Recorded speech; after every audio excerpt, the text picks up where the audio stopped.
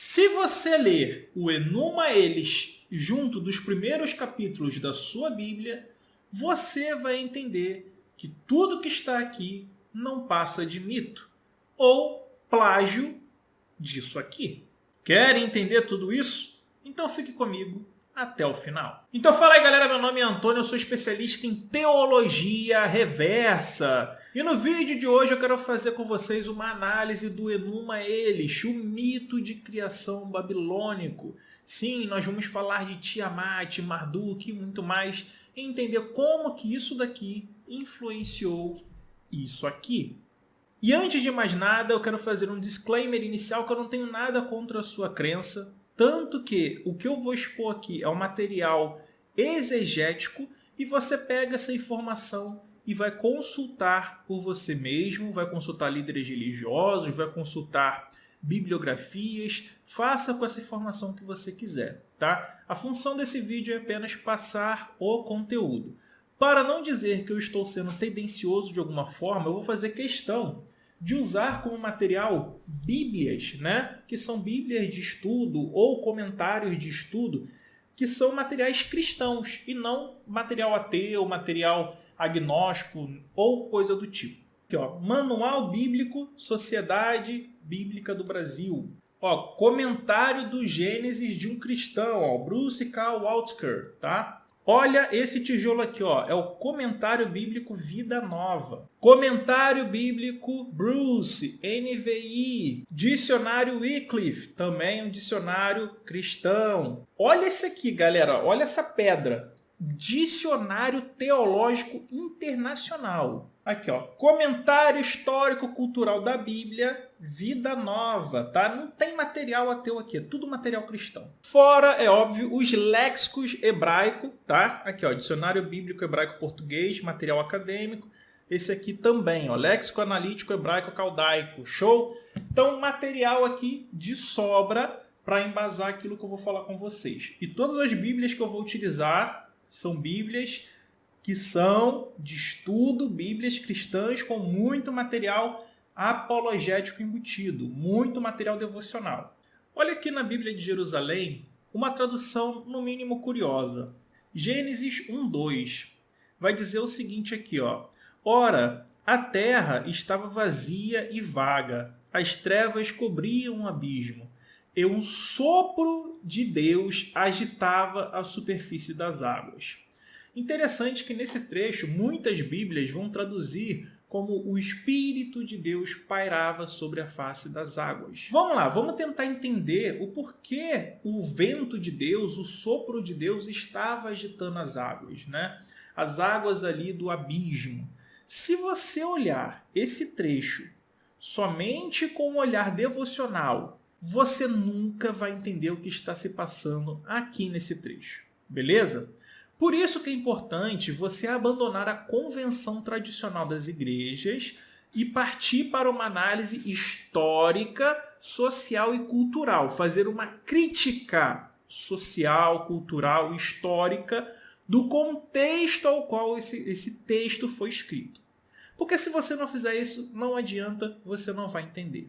Beleza? O contexto da Bíblia, galera, se passa aqui, ó, nessa região. Aqui, ó, tá vendo? Vocês podem ver que aqui está, ó, a Babilônia, tá? Babilônia. Olha aqui, ó, Judá, aqui o Egito. Então esse é o contexto onde vai ser produzido o texto bíblico, beleza? Então agora que você já está em mente o contexto geográfico da onde está se passando a produção desse texto, eu vou pegar aqui, ó, a minha Bíblia de estudo NAA, Nova Almeida Atualizada, e a gente vai ver aqui uma citação muito interessante que está aqui embaixo na nota de estudo da Bíblia. Então, não é material ateu, tá? Nem material crítico de liberais, tá? Olha só, vai dizer o seguinte, ó. Críticos estudiosos argumentam que a palavra abismo, Tehom, é um remanescente da mitologia mesopotâmica do relato da criação chamado Enuma Elis, tá? Esses estudiosos acreditam que o Deus dos hebreus teve de vencer a divindade do caos, Tiamat, na forma de abismo. Nota a semelhança entre as duas palavras Tehom, Tiamat. Há muitas razões linguísticas, no entanto, para duvidar de uma identificação direta entre as duas palavras. Então essa é a nota aqui da Bíblia. Mas a nota de estudo já traz para vocês que existe uma correlação. Beleza? Primeiro ponto aqui. Galera, se liga só. O Manual Bíblico SBB também vai reconhecer que existe essa semelhança. Vamos dar uma lida aqui rapidinho. Ó. Porém, as histórias dos babilônios têm algumas notáveis semelhanças com o relato hebraico. Desde que o primeiro dos relatos babilônicos foi traduzido para línguas modernas, ao longo dos últimos séculos, afirmava-se com frequência que os relatos babilônicos eram a fonte mais remota da crença dos hebreus. E aí continua o texto aqui. É óbvio que todo esse material é material apologético, tá? Eles vão sempre tentar minimizar ou trazer uma contra-argumentação. Show? Apesar de ser um material apologético, esse aqui, o comentário histórico-cultural da Bíblia, eu tenho gostado bastante, porque ele tem trazido realmente o plano de fundo sem tentar forçar muito essa questão apologética, apesar de que todos eles o fazem, até esse, tá? Aí aqui ele vai falar sobre o Espírito de Deus, né? Olha só. Alguns hermeneutas traduziram essa expressão como um vento sobrenatural ou impetuoso. A palavra hebraica traduzida por espírito às vezes é traduzida por vento em outras passagens, que tem um paralelo aonde, ó? No Enuma Elis babilônico. Nesse texto, o deus do céu, Anu, cria os 4 ventos que agitam as profundezas e a deusa dele, Tiamat. Nesse caso, é um vento impetuoso que provoca agitação. O mesmo fenômeno pode ser visto na visão de Daniel dos 4 animais em que os 4 ventos do céu agitavam o mar grande. Galera, olha só. Esse dicionário aqui, Teológico Internacional, ele é fantástico. Ele também é apologético, é devocional, tá? Mas ele traz muito conteúdo, muito. É um dos melhores livros de consulta que eu tenho aqui, tá? Aí olha o que ele vai falar em relação à palavra Tehom, ou abismo, tá? Ele vai falar que é uma grande massa de água, né? Várias vezes essa palavra é usada para designar simplesmente uma grande massa de água, tá? Aí olha só. Uma interpretação mais antiga de Gênesis 1:2 viu uma semelhança entre Tehom, do relato da criação de Gênesis, e a história de Enuma Elis, na qual a deusa Tiamat foi derrotada por Marduk e a partir do seu corpo foram feitos os céus e a terra. Agora olha só aquela questão da raiz que eu falei com vocês, ó. Tiamat e Tehom provêm da mesma raiz. Essa raiz se referia simplesmente a águas profundas. Aí aqui mais um pouquinho à frente fala o seguinte, ó. Águas em marés profundas e abismo na terra. Dos acadianos, o vocábulo assumiu um sentido divinizado, tendo passado a designar a deusa do oceano, Tiamat. Galera, olha só, eu tenho aqui o livro, tá, do Enuma Elis, ele tá em inglês, ó, The Babylonian Creation Epic, tá? E ele inclui aqui também o Atrahasis, tá, que é o dilúvio, é onde sai a história de Noé, tá? Na verdade, sai a epopeia de Gilgamesh, a história de Noé e várias outras histórias ali da região derivam do Atrahasis, tá? Mas eu vou focar nesse vídeo aqui hoje sobre o Enuma Elis. Logo aqui na introdução são feitas comparações, né, citando aqui vários versículos da Bíblia, né, em comparação com o Enuma Elis. E aqui embaixo ele vai dizer o seguinte, ó, this correspondence between Enuma Elis and biblical creation, ou seja, essa correspondência entre o Enuma Elis e a criação bíblica, né? No entanto, é muito mais profunda de ser vista na criação do Gênesis, capítulo 1, né? Que reflete a geração dos deuses no Enuma Elis, tá? E aí aqui ele traça até uma tabela com alguns desses paralelismos, tá? Aqui, ó. Alguns desses paralelismos aqui nessa tabela. Como, por exemplo, aqui, ó, luz e trevas, né? Aí ele vai mostrar Anshar, Ekshar, separação das águas, Apsu e Tiamat, né? Aqui ele vai fazendo, enumerando, tá? São 7 paralelismos até o descanso de Deus e o descanso dos deuses no Enuma Eles, beleza? E aqui tem mais comentários sobre isso. Só que assim, eu queria pegar na própria fonte, tá? Assim como em Gênesis começa com uma cláusula temporal, tá? Na primeira tábua. E eu quero fazer algumas correlações com vocês. Por exemplo, aqui na primeira tábua, depois que Marduk nasce, é descrito que ele é um deus que ele solta fogo pela boca, tá? Quando ele fala, solta fogo pela boca. Isso é uma descrição que até Deus tem na Bíblia. E eu vou fazer a leitura para vocês agora. Vamos ler aqui Salmos 18, tá? Você pode ler do 5 até o 8 ou em diante, que ele vai falar o seguinte, ó. As cordas do Sheol me envolveram, os laços da morte me alcançaram. Na minha aflição chamei o Senhor, gritei por socorro ao meu Deus. Do seu templo ele ouviu a minha voz. Ou seja, Deus está em um templo, né? Meu grito chegou à sua presença, aos seus ouvidos. A terra tremeu e agitou-se, e os fundamentos dos montes se abalaram. Fundamento dos montes. Vamos prestar atenção em tudo isso aí, tá? Estremeceram porque ele se irou. Das suas narinas saíram fumaça, de sua boca saíram brasas, vivas e fogo consumidor. Ele abriu os céus e desceu, nuvens escuras estavam sobre os seus pés. Montou um querubim e voou, deslizando sobre as asas do vento. Então essa é uma descrição do Salmo 18 que a gente pode atestar em 2 Samuel 22. Olha só, versículo 7 em diante. Estando em angústia, invoquei o Senhor, e a meu Deus chamei. Do seu templo ouviu ele a minha voz, e o meu clamor chegou aos seus ouvidos. Então se abalou e tremeu a terra, os fundamentos dos céus se moveram, e abalaram porque ele se irou. E subiu fumaça de suas narinas, e da sua boca um fogo devorador.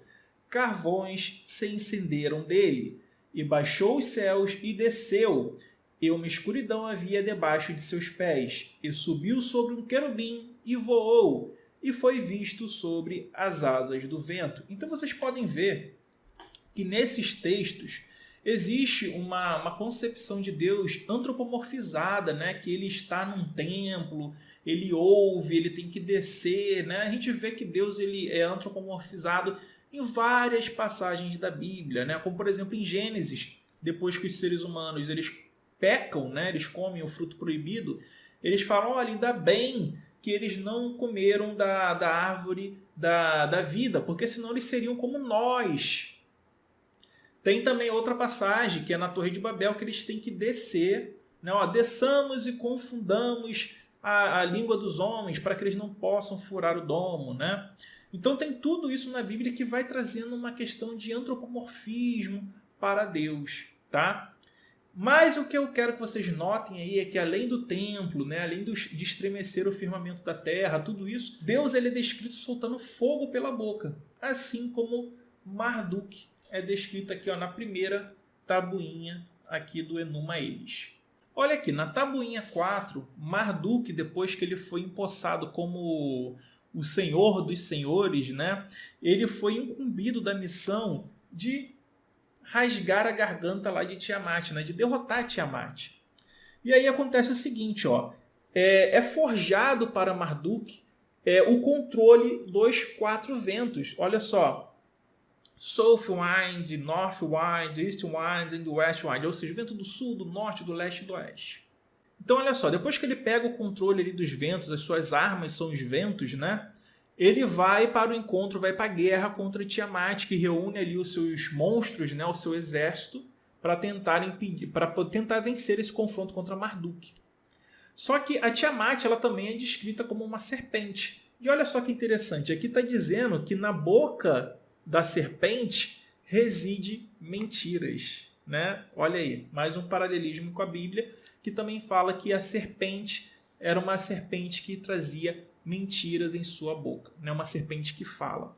Então agora quando você coloca a serpente do Éden numa posição de uma divindade antiga, como Tiamat, começa a fazer mais sentido do porquê que ela está falando, né? Por que está agindo dessa forma, tudo isso. Ainda aqui na tabuinha 4, quando a briga deles começam de fato, o Senhor, tá? Lembra que Marduk ele é chamado constantemente de o Senhor. Ele começa a tentar prender Tiamat em sua rede, e aí ele joga sobre ela, lembrando que Tiamat é o abismo de águas, tá? Ele joga sobre ela o seu terrível vento. O terrível vento de Marduk é jogado contra as águas do abismo. Agora eu tenho certeza que sua cabeça fez isso aqui, ó. Explodiu, né? Sua cabeça explodiu. E agora você começa a entender o porquê do vento de Deus está sendo golpeado com violência contra as águas do abismo em Gênesis. É por causa disso. É um resumo, é uma ressignificação da briga de Marduk com Tiamat, que era o abismo. Depois do golpe com o vento furioso, o vento violento, ela deu mole, né? Ela abriu ali a sua guarda e ele desferiu uma flecha contra o dragão, uma flecha contra a serpente. E aí, depois ela foi cortada em 2 partes. Então aqui, galera, fica descrito de forma bem clara que após ele separar as águas do abismo, né? Ou seja, dividir Tiamat ao meio, com uma dessas metades, ele vai criar os céus, tá? Aqui, ó, heavens, tá? Então, ele divide Tiamat e constrói ali com a outra parte os céus, as águas de baixo e as águas de cima. Total semelhança com Gênesis 1. Você não precisa acreditar em mim. Compre um Enuma Elish, de preferência em português, leia lado a lado com sua Bíblia. E aí, me diz você. Olha só, galera, outro paralelismo com a Bíblia muito interessante é que depois de fazer a divisão das águas, né, ele vai fazer a concepção das estrelas, né, das estações, para marcar os anos, para marcar os meses. Tá aqui, ó. A mesma coisa acontece em Gênesis. É criada ali depois as estrelas para que sirvam de sinais para festas, né? Para dias e anos, a mesma coisa. E aí, galera, não tem como falar que não é cópia, porque olha só, é a mesma sequência. Depois disso, ele coloca a lua para governar a noite e o sol para governar o dia. Tá? Que aqui no caso são deuses, como por exemplo aqui o Shamash, que é o deus do sol. Então tem a deusa da lua, o deus do sol. É a mesma sequência. Olha, depois disso aqui, se você falar que não é cópia, meu amigo, você está numa vibe de apologeta muito grande, cara. Você não é exegeta, você quer ser apologeta que vai defender de forma cega a sua crença, né? Olha só, depois disso é criado o rio Tigres e o Eufrates, que são os mesmos rios que estão na Bíblia, galera. Não tem como. É a mesma história, ressignificada. Aqui agora é feito a separação ali do domo, né? É esticado ali a pele da Tiamat para fazer a raquia, para fazer o domo, beleza? Galera, sequência que não tem como, ó. Ele é chamado, o Marduk, de verdadeiro rei, né? De grande rei, pela corte dos deuses, a mesma corte que a gente vê também em Gênesis, né? Façamos o homem nossa imagem e semelhança, desçamos e confundamos a humanidade. Deus é aquele que governa a Assembleia dos Deuses e por aí em diante, né? E aí depois é construído um templo, tá? Depois da criação, depois de tudo isso, é feito o templo. Na história bíblica, ali é o processo da criação, é onde é feito o templo de Jerusalém, tá, galera? Para quem não sabe, ali representa a construção do templo de Jerusalém. Não acreditem em mim. Consultem o material apologético de vocês. E aqui, ó, ele está falando até que depois que ele criou a terra, né, da água, na água ele criou a terra, tá? Para a construção do templo. Beleza? Então Deus também faz a mesma coisa em Gênesis. Ele dá água, ele tira ali a terra da água, ali onde depois vai ser construído o reino de Judá, onde vai ser construído o templo. É a mesma sequência, galera, não tem como. Se você fizer uma leitura horizontal dos dois, você vai ver que é idêntico. E aqui ele falando que os deuses vão descansar nesse templo que ele criou. E olha só, esse lugar a qual ele criou, que ele tirou das águas, se chamará Babilônia. Babilônia. Pois é. E aí, galera, as pessoas que foram criadas por Marduk irão trazer oferendas, tá? Nesse local. Lembre-se que o templo de Jerusalém era o único local ao qual as pessoas poderiam levar as suas oferendas. E aí, por fim, galera, Marduk cria os seres humanos, tá? Que, cria a humanidade.